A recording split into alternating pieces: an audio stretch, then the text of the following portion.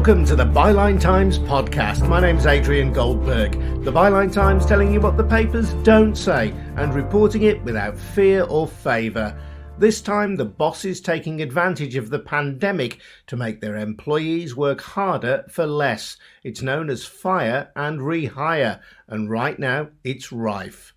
They have asked them if they'll accept the new terms and conditions. If they say no, or I'm undecided, they've been saying we give you 5 days to make a decision. If you decide that you don't want to accept it, then we will dismiss you immediately and we will give you your contractual notice. So lawfully, they're doing everything they need to do under the legislation. But of course, morally, it's absolutely an outrageous thing to be doing.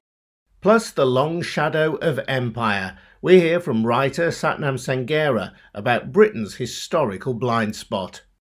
It's really quite painful, It involves a certain amount of racism, white supremacy, massacres, and genocide. There's no getting over it, And it's quite hard to face up to that when you're the nation that sees yourself as the one that defeated the racist Germans and abolished slavery.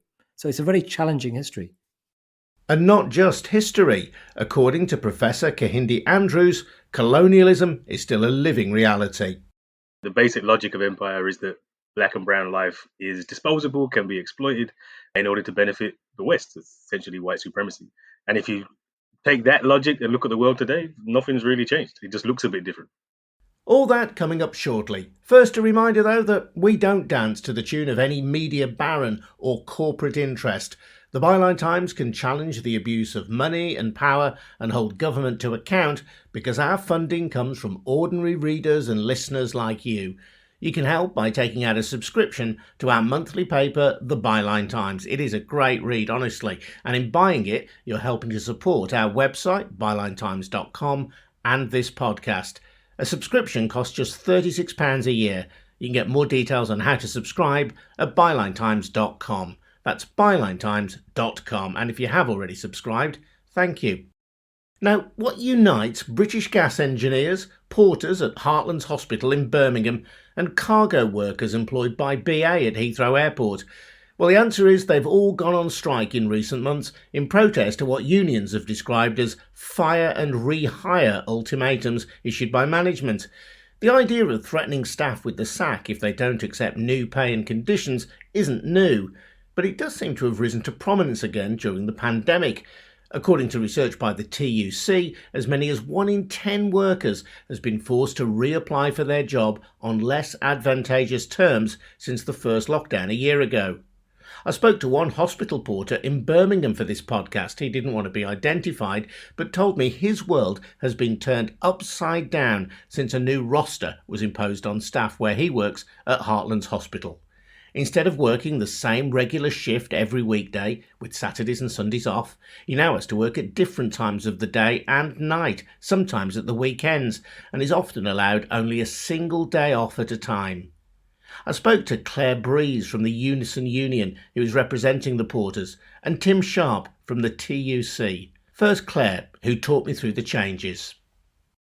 Prior to the imposition of the rota, the porters themselves were all working fixed rotas. So some of them would work late, some of them would work early, some of them would work permanent nights. They were taken on for that role because of their caring needs, or some people are morning people, some people are evening people. And on that basis, they took the contract of employment with the trust. The trust actually imposed it on another hospital called the Queen Elizabeth Hospital, which is part of University Hospitals of Birmingham Trust. It didn't go down very well at all with the porters there. Lots of the porters left. The porters that remain behind, they don't like the rotas. They've lost their home life.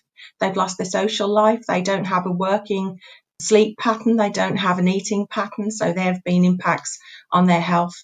So last year when they came to implement this rota with the porters at Heartlands, they wanted to fight it with everything that they'd got because the QE porters had told them how bad it was. So instead of having fixed working hours and knowing exactly where you were from week to week, from month to month, the porters have had a rota imposed, which means that some weeks they might have a Monday off and a Thursday off, or they might get 2 days together off, they might have a weekend off, or they might not have a weekend off, and they could be working at different times of the day, possibly mornings, possibly nights, and that is not in their control. That is at the discretion now of the trust. Yes, it's a compulsory rota. So they will be working 8 different shift patterns. So I think the main complaint is that they're just not having enough days off in between, and the rotation of those shift patterns is just too fast. They haven't just imposed this, they've actually fired and rehired the staff. So they've got their imposition by coercing the staff and basically threatening the staff, if you don't take the rota, we will dismiss you, and we'll dismiss you immediately with your contractual notice. Now, I don't know many people working through a pandemic would relish the thought of being sacked during a pandemic when we know that there's no work. There's so many people unemployed. So they've fired and rehired. They've used tactics that I never imagined that I would see within the National Health Service. It's just been horrendous for them. And the workers have just felt that they've been backed into a corner, and they've had no choice other than to come out fighting, which is why they've asked for strike action. So what they've done in order to break the strike, in my opinion, is they've actually given almost every one of our porters some form of a flexible working agreement. So this is what they've done. They've actually tried to break the strike by saying, okay, then we'll give you this shift and this shift if that helps you. However, you must come back in 3 months' time and we'll review whether we're still happy to continue with that offer of a flexible working agreement. So these are the tactics that they use.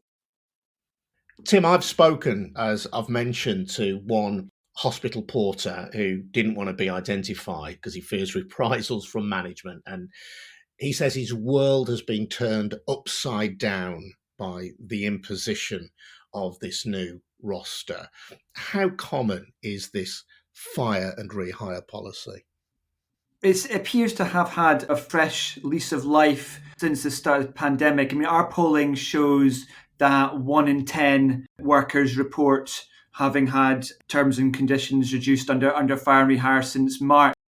And it's not falling evenly across the workforce. It's far more prevalent amongst workers, amongst BME workers, young workers. Those in working class occupations are far more likely to be subject to this sort of employer tactic than other workers. And so we have seen British Gas, British Airways, and unions are telling us that in the hospitality sector, there appears to be a sort of concerted effort to level down terms and conditions in that sector. Long-standing members of staff on decent, secure contracts being re-employed on 0 hours or short hours contracts. So that move towards insecurity is being sort of driven by this fire and hire approach, which is really worrying. Isn't it against the law? Employers in the UK have very strong rights in this area. Now they have to stick to certain rules around notice periods. They have to make sure that they stick to the terms of the law in terms of fairness. If there's large numbers of workers affected, more than 20, then they have to go through collective consultation proposals. So there are a few hoops that employers do have to jump through. But for a well-advised employer, there is very little restriction on what they can do in this regard. So, it's really heartening to hear politicians from across the political spectrum condemn tactics like this and say, as we would say, there is no room for this sort of approach in modern Britain. But actually, we need to see government take action to make sure employers cannot just have such free license to trim terms and conditions without engaging in proper dialogue with workers and with their unions. Yeah, we've seen Boris Johnson condemning the principle of fire and rehire in the context of British Airways. We've heard business ministers condemn it. Is there any sign of any legislation to prevent this happening? No, regretfully not. And I just can't understand it. I mean, we held our very first online strike rally last Thursday. It was a fabulous success. And John Ashworth, Shadow Health Secretary, he was one of our speakers, and he committed to take our dispute and the weaponising of fire and rehire to Parliament, because it is just so unacceptable. And the difference with what the Trust have actually done regarding fire and rehire is very different to anything I have ever experienced with fire and rehire, because Normally what they do, the employer will normally go into some form of consultation, and then they will actually give notice to the staff, and they'll work through their contractual notice period. When their notice period comes to an end, they either leave of their own volition because they don't like what's on offer, or they'll automatically move on to the new terms and conditions. Now, what this trust have done is the complete opposite of that. They've actually invited them to dismissal meetings.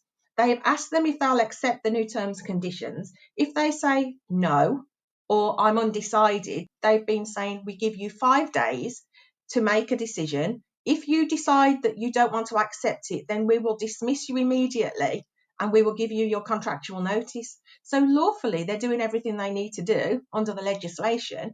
But of course, morally, it's absolutely an outrageous thing to be doing.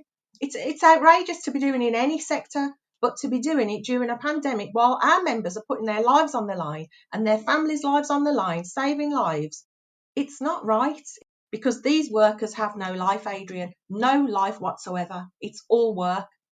There is an argument, isn't there, that working nights permanently is not good for your health. So perhaps sharing the pain, as it were, amongst the porters of night working is overall to the benefit of the health of the staff. There are arguments that the trust have used to say that some other staff would like a share of the enhanced pay for night work and for Saturday work and for Sunday work. However, I've yet to meet those people. And we've got 5,500 members in that trust. And I have not heard one member come to me and say that they willingly want to work nights. They don't. There's not a willingness on behalf of most workers who want to work nights. Tim, elsewhere, the debate is rather different. It tends to be about companies saying we need to ask our workers to do something different than they're used to doing, possibly for less pay, because we're experiencing this terrible pandemic, and this is perhaps the only way that we can keep them on. So is there an argument that says it's better to be fired and rehired and keep your job than not have a job at all? Workers will undoubtedly, in almost all circumstances, want to keep their job. It's about how this situation is dealt with. What we say is employers faced with difficult circumstances, and many will be at the moment, they should be talking to the workers. They should be negotiating with the union. In many cases, there'll be established procedures in place. What is really unacceptable is trying to bypass those unions. And I think what we're also seeing is some opportunistic employers who are taking advantage of the fear and uncertainty that so many workers face at the moment to push through changes in their interests. And I think if you look at the big picture, we should be really worried about this. We should be really worried about rising insecurity and erosion of decent work. It's bad for the workers affected, and we know that it's bad for the economy as well. We know there's a strong link between economic performance and decent work, yet what we're seeing at the moment are too many employers taking advantage of the economic circumstances to try and drive through unacceptable changes. I mean, if we're looking at insecure work models, I mean, what really is important, what's going on within the health service, especially within this trust, is the growing number of bank staff that are being taken on. This is an absolute abuse that's going on in this health trust. We've almost got as many bank workers in the portering department as we have contracted workers. They have no entitlement to annual leave. They have no entitlement to sick pay. We hear complaints that they can't meet hospital appointments, dental hospital appointments. They can't get to the doctor's appointments because if they do, they lose pay. If they refuse shifts, it's highly likely that they won't get another one. So they are at the beck and call of the employer, and this has become an absolute abuse. Now, banks were introduced into the National Health Service to ensure that we're never short of staff, so there'll never be an impact on patient care. And that's not what they are being used for at the moment. They are being used as an alternative to contracted staff. It's a huge abuse that needs to be taken back into control because it's completely out of control. And you've got people there who have been waiting 3 years for a permanent contract. When we left the European Union, it was under the promise that the government would protect and enhance workers' rights. Indeed, we were sort of promised that specifically in the Queen's speech straight after the last election. We were told there would be an employment bill that would deal with a lot of the sort of problems around insecure working and so on that we face in this country. We've still to see that. Tim Sharp from the TUC, and before that Claire Breeze from the Unison Union, representing hospital porters at Heartlands Hospital in Birmingham. Now, the University Hospitals Trust in Birmingham, which runs Heartlands, said that they had been consulting for a year before introducing the rota, and that they had agreed flexible working arrangements with 35 individuals and pay protection for a year, and had made, in their words, significant efforts to balance the views of the workforce with the needs of the patients. The Department for Business, Energy and Industrial Strategy told us, whilst we recognise the impact COVID-19 has had on businesses, using Fire and Rehire as a negotiating tactic is completely unacceptable. We expect companies to treat their employees fairly, and employers must meet with affected employees or union representatives to discuss and agree changes to contracts. So, strong words from the government. The question is, when will we see tough action? I'm Adrian Goldberg, and you're listening to the Byline Times podcast. Don't forget to subscribe to our brilliant monthly paper, the Byline Times, which pays for our website and this podcast. Get more details at bylinetimes.com. Now, on this podcast, we talk about the influence of empire a lot. Check out writers like Jonathan Liss and Otto English, who've written brilliantly for the Byline Times about its long-term impact on the British psyche, especially with regard to Brexit. Byline Times editor Hardeep Matharu has written about how her parents, both migrants, voted leave. So we teamed her up for this week's podcast with the writer Sathnam Sanghera, whose new book, Empireland, How Modern Britain is Shaped by Its Imperial Past, is out now. I asked Sathnam, the son of Indian parents who was born and raised in Wolverhampton, how much he knew about the empire as he was growing up. Well, almost nothing, and probably less than you, in that even when there were opportunities to tell us about empire, our teachers, it was almost like they went out of their ways to not tell us. So there were the dozens of Remembrance Day services we had where it was never mentioned that millions of imperial subjects had fought in both world wars. And when we were taught about the Great Potato Famine in Ireland, no one cared to illustrate it with a comparison to what was happening in India with similar famines.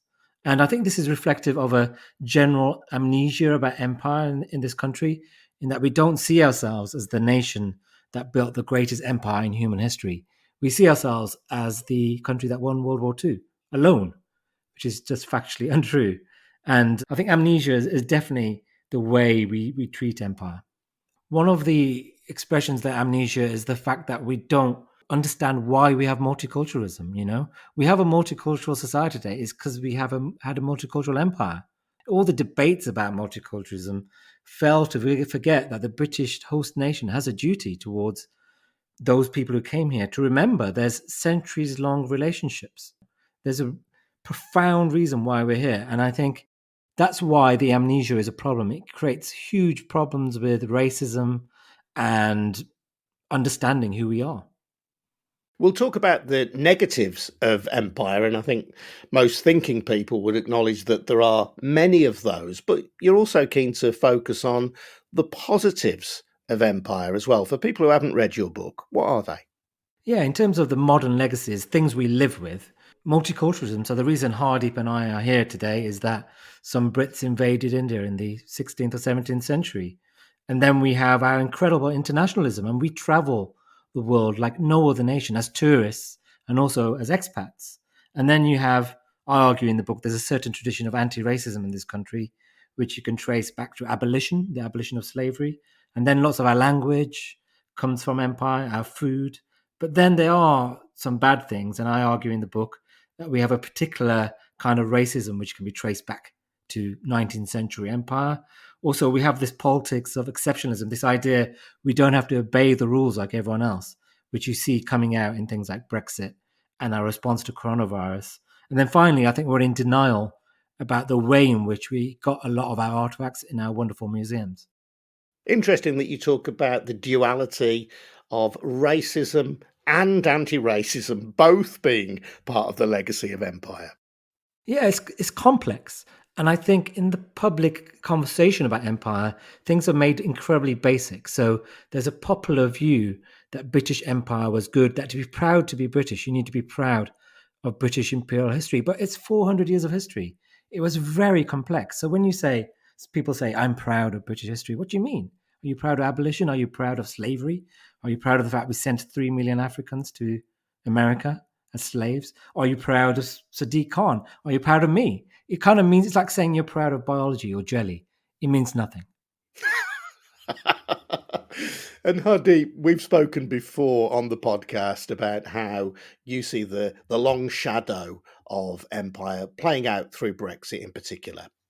Yes, and we've talked about it before, haven't we, Adrian? One of the things I really like about what Sathnam was saying, and he picks up on very early in his new book, is that a lot of the conversation at the moment is focused around these flashpoints of statues and institutions, culture wars, the anti-woke crusade, which is being waged by the government and other parties. And I think it becomes very binary and very politicized and weaponized. And within that, sort of any prospect of nuance and understanding the complexity of empire is very much getting lost, because Sathnam is absolutely right. It is extremely complex. You can't boil it down to statues and cultural wars. And he says it's, the legacy of it is in my very being. And I have that too.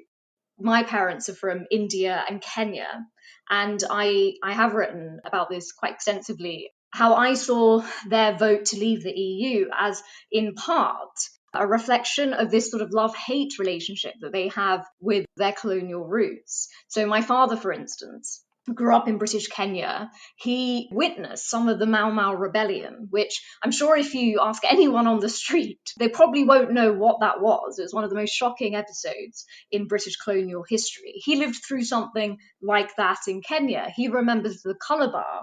He remembers all sorts of negative aspects of discrimination there. But he really loved growing up in a colony that was British. He loved being able to read Time magazine and learn how to speak English.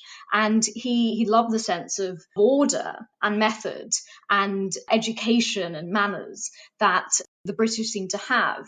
And it was really interesting. Just before the Brexit vote, I was talking to another great uncle of mine who also grew up in British Kenya. And he also voted to leave the EU. And he was saying, well, in Kenya, we Sikhs, we were middle class.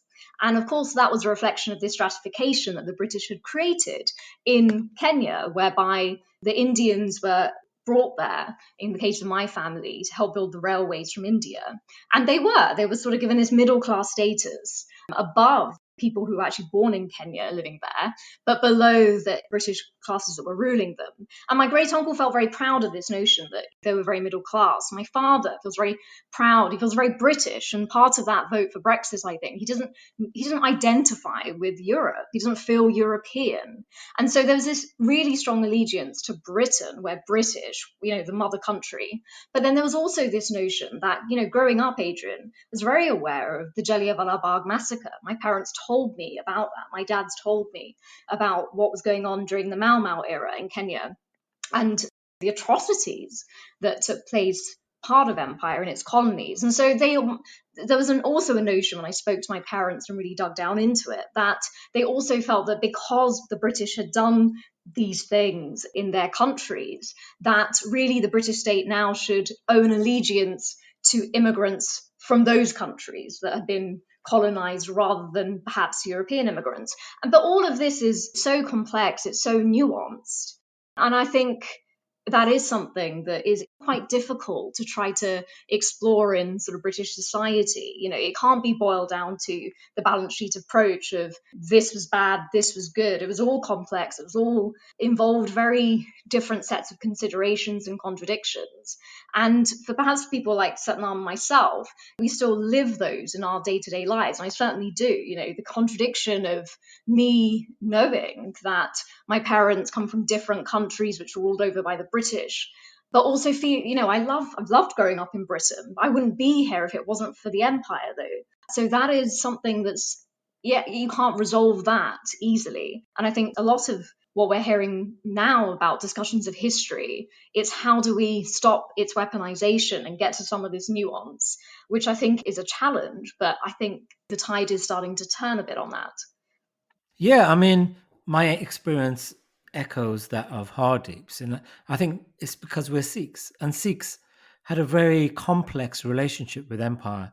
There was times where we were murdered almost for sport during the Anglo-Sikh Wars, during Jallianwala Bagh, where up to 900 Indians were murdered by General Dyer in Amritsar in 1919. But at other times, we were indulged by empire. We were made out to be this martial race. The whole perception of the Sikhs as being soldierly is because of British Empire. The British decided we were soldierly. They created handbooks explaining why we had the perfect physique for being soldiers. Not that you'd be able to tell that from my physique, Adrian. But it was a weird combination of indulgence and subjugation. And I think that's continued into the post war age, where Sikhs have been indulged in some ways. We have the right to ride motorbikes without having to wear helmets. We can carry our daggers for religious purposes. But at the same time, we faced racial violence, employment discrimination, famously, housing discrimination. We weren't allowed to buy certain houses or have council houses when we first arrived in this country. So I think it's a complex legacy. It's interesting what Hardeep says about her family history and an awareness of colonialism. My mum is Irish, but really my knowledge of Britain's role in Ireland has come from outside my family and outside of school as well, has essentially come through things that I've sought and discovered for myself. Certainly, talk of the potato famine, for example, was never part of our family household discussion. I suspect more people are like you and I, Sathnam, in that we came to understand these things later in life. At one level, there's an awareness and understanding that Britain had an empire. At another level, many of the details of it, and certainly the uncomfortable details of it, are hidden from view. Yeah, and I think there's several reasons for that. One is that it's a very complicated history. It's much easier to see yourselves as the country that won World War II. 6-year event, clear beginning, clear end, clear morality, beating the evil Germans. Empire, complex morality, very complex events. And then there's the fact that, we've never been invaded in the modern age. So empire has always been something that happened elsewhere. We haven't had a moment of reckoning like the French did after World War II, where you had to face up to what happened. So that's why I think it exists in our being, in this mixture of amnesia and nostalgia. And then finally, of course, you've got the fact that it's really quite painful. It involves a certain amount of racism, white supremacy, massacres, and genocide. There's no getting over it. And it's quite hard to face up to that when you're the nation that sees yourself as the one that defeated the racist Germans and abolished slavery. So it's a very challenging history. Except that for many people, those who have some knowledge of empire, it will go to the core of their identity as British people. This is why it's very difficult, isn't it, to take the emotion out of it. They'll believe that Britain has been a force for good in the world, that it has been a mighty power, and they draw strength as individuals from that power. So to say to them, look, let's confront honestly the bad as well as the good that the British Empire was responsible for is to attack something deep inside many people. Yeah, people take it very personally. It undermines their sense of patriotism. But on top of that, you've got the fact that when you're talking about empire, you're talking about race, the most poisonous subject there is. You're talking about white people conquering and sometimes enslaving brown people. And then on top of that, when you've got someone like me, a brown person, or David Olusoga, a black person, telling the story, you're also challenging the racial hierarchy of the way the imperial story gets told. Because frankly, until now, it's been a certain white-aged man of a certain age telling the story on BBC Two at 6:30 whilst getting off a train in India. But now we've got the sons and daughters of the colonized telling the story. So that really gets to people because it challenges everything. It challenges the hierarchy of empire, British colonial history is the history of all of us who live here. It's not confined to those of us like Sathnam and myself who have sort of a more direct tie to countries of the empire and some of the consequences of that. It is the water we swim in. right? The British Empire is the water we swim in Britain. Whether we know about it or not, it does shape sort of the psyche of the country, I think. And we need to know more about it in a very fundamental way. And I think that doesn't necessarily take the form of reparations. I don't think it takes the form of this sort of anti-woke war and a monitoring through freedom of speech SAR, sort of what's going on in universities and what institutions are doing. But as we saw on last week's podcast, Adrian, with Corinne Fowler, the historian who's leading the Colonial Countryside Project, that is a very sort of local level engagement with history that I think a lot of people could appreciate. Her project involves taking school children to local buildings of interest which have an imperial history and just telling them the facts of that. And I think when something is a bit, more local, more direct, you can engage with it more. But I think what perhaps isn't going to be useful is that this notion that we already have too much of it. British colonial history, British Empire, that was a long time ago. It's a person walking down the street, it's got nothing to do with me. Why do I need to know more about it? Why does it matter if it's taught in schools? Because it has shaped who we are as a nation. As Sathnam was saying about, from Brexit to the coronavirus crisis, the exceptionalism that we see, it's there, and that's why it matters. Sathnam, there are those who argue for reparations for the victims of empire. What do you think of that? I think that's too soon to be talking about that, because we haven't even learned to talk about empire. We haven't even as a country faced up to the fact that we had an empire, So how are we going to go from that to talking about the things that went wrong to reparations? I think it's too far ahead. I mean, I met an entrepreneur the other day, a British entrepreneur who said, a black British entrepreneur, and he said, no, we shouldn't talk about reparations for slavery. We should just put money into black businesses which don't attract the same amount of venture capital as white businesses. And I like that idea. The problem with reparations is that you create the idea that the people around now are somehow to blame for what happened 400 or 500 years ago. And I think that is too much for British people to handle, really. Sathnam Sanghera, author of Empireland, with Byline Times editor Hardeep Matharu. For Kehinde Andrews, Professor of Black Studies at Birmingham City University and author of The New Age of Empire, the point is to recognise that whilst imperialism might have shape-shifted, it's never really gone away. The whole point of the new age of empire is this isn't history. I mean, there's a historical element to this, right? Where we kind of trace back genocide, slavery, and colonialism were really important to building what we have today. But that doesn't end, right? The basic logic of empire is that black and brown life is disposable, can be exploited in order to benefit the West. It's essentially white supremacy. And if you take that logic and look at the world today, nothing's really changed. It just looks a bit different.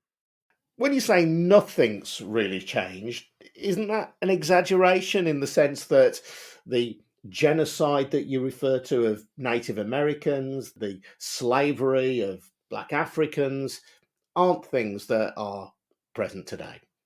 Yeah, okay. So obviously things have changed. So but it hasn't got any better. I think that's the key, I'd say. And just think about 9 million people die every year because of hunger. Almost all of them are black and brown. So even if you look at the violence, even though there's not direct violence and not direct genocide, 9 million people die. And they don't just die accidentally.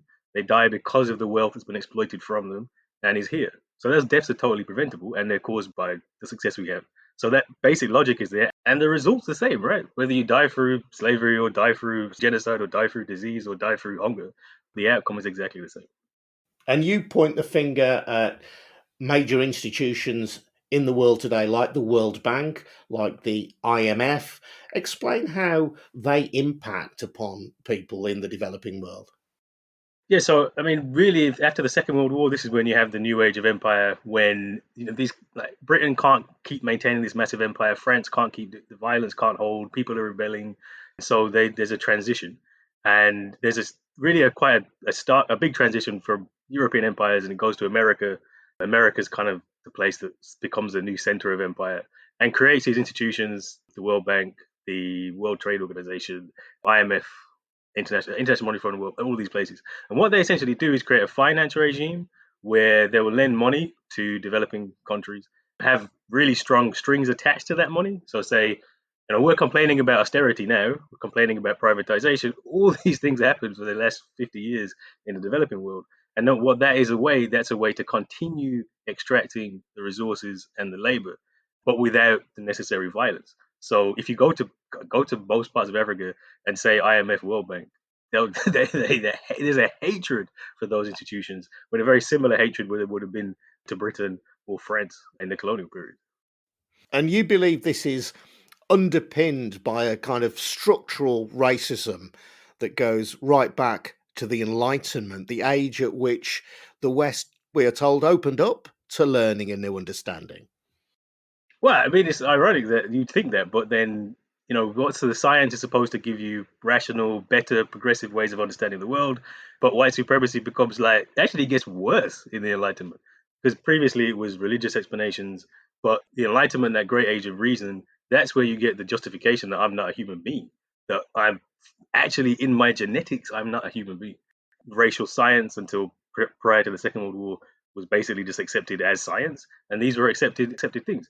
And so what happens is that justifies the exploitation of black and brown, and you still have the same justification today, again, even though it looks slightly different. So think about the UN, for example, which is, I guess, the most progressive of these institutions, which looks at global inequality, but never talks about race. Well, if you actually look at global inequality, Africa is the poorest part of the world, sub-Saharan Africa, the place where white people live are the richest, right? And then you have this kind of hierarchy in between.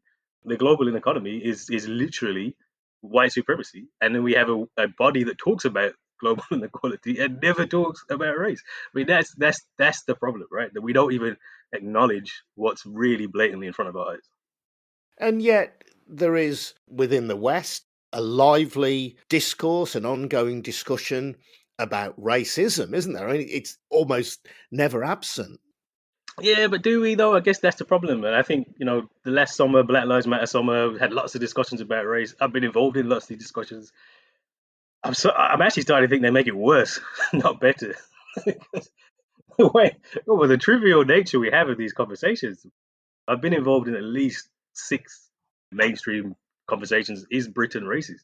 I mean, of course Britain's racist. What kind of a question is that? We're actually debating whether it's racist, and it's not helpful. And I actually think the way we talk about race is actually harmful because it trivializes it and misses the point. Well, go on then. Tell me how we should talk about race. Well, we should start from the accepting that Britain is racist. Of course it is. I can give you any statistic today that will tell you deeply problematic, but also again historically, and then if you look globally. So let's start with the assumption that yes, the society is racist, is producing racially unequal ideas, and then you have to say, then we have to actually change how we engage with the world. That's what racism is about. Racism is a matter of life and death. It's about how do we do the economy differently. That's what we should be saying. What we should be centering is those 9 million people who die from hunger. But we never actually bring them into conversations about racism. That's just like a separate conversation about charity, etc., etc. But that should be the focus. How do you stop 9 million people dying? If I was going to say, what's the one question, we should ask that question. And then that gives you that allows you to then talk about economy, allows you to talk about unfair trade practices, allows you to talk about anti-black racism. That's the conversation we should be having. One of the most challenging aspects of your book is the references to allyship, because there are many well-meaning white people, myself included, who might think these are important things that we need to discuss and that we need to address. But you seem to reject the idea of allyship with well-meaning white people. No, honestly, I don't mean to. That's not the point here. Allies is not bad. But you do, though. You specifically address the issue of allyship and kind of say that's not the way ahead. Yeah, no, I think that's the point I'd make is that allyship isn't the solution and allyship isn't the point. And if we're saying, look, how do we get well-meaning white people to come on board? It's a missed conversation because actually that's not what we should be looking at. We should be saying, how do we fix the economy? And I've talked a lot about globally, but also if you look just locally, you can see huge inequalities. How do we fix that? Too much of our conversations assume that consensus is the way forward, assume that there's a middle ground here. No, that is not it. We should be uncomfortable. We should be asking difficult questions. And that allyship thing is how do we make people comfortable with the debate? And as soon as people are comfortable, then we're not having a reasonable conversation.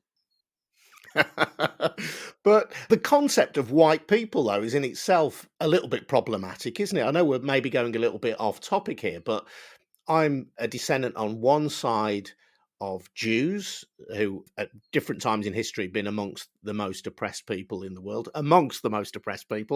and on the other side of white Irish people who have also been historically oppressed. So isn't there a sense in which there is a common ground between many white people and many people of African heritage whose forebears were sold into slavery?